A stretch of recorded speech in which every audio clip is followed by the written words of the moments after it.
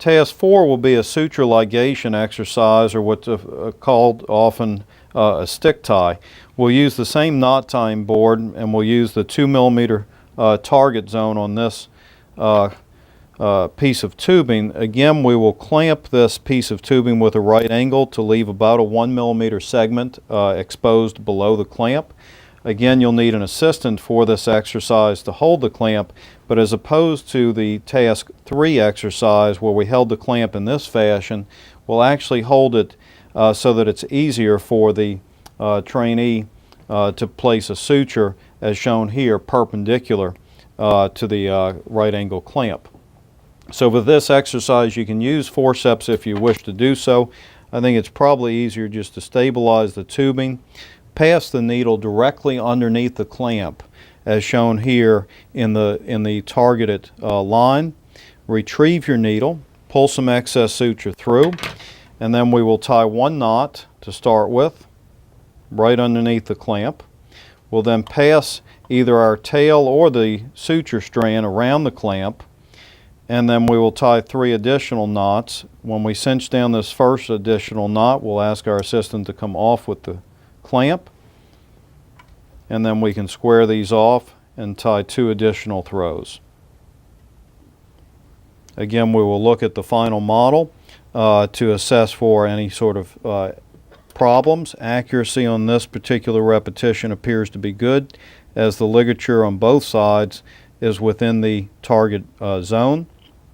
We can cut our tails to about 1 centimeter, and we can look for any sort of gap, and there is no gap as the ligature is very tight around the tubing.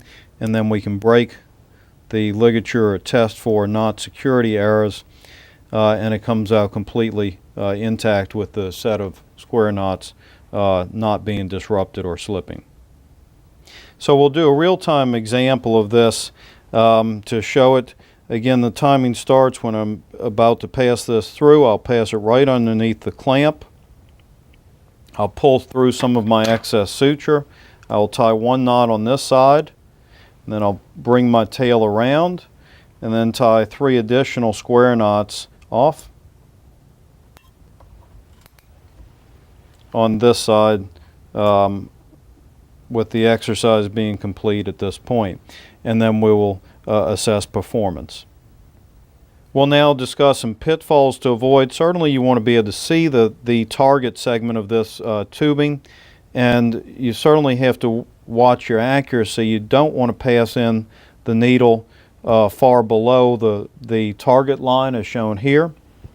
You also need to remember to pull through some excess tail, and remember the first step of this is to tie a knot on one side of the clamp. Then remember to pull your strand around and tie 3 additional knots, as shown here, off. And then the usual type of problems as far as knot tying itself, make sure that you square off these knots so that you avoid knot security problems or slippage type of errors. So as you can see here, we'll cut our tails to 1 centimeter. Just for the assessment purpose, but you can see that my accuracy was several millimeters off. We can use our ruler and measure that objectively, and that's about 2 millimeters from the target line. And there doesn't really seem to be a gap error as the ligature is very snug against the rubber tubing. We can slide our scissors underneath and spread, and you can see that there's a substantial slippage problem in this since I did not tie square knots. In fact, it almost disrupted, but finally the suture strand itself broke.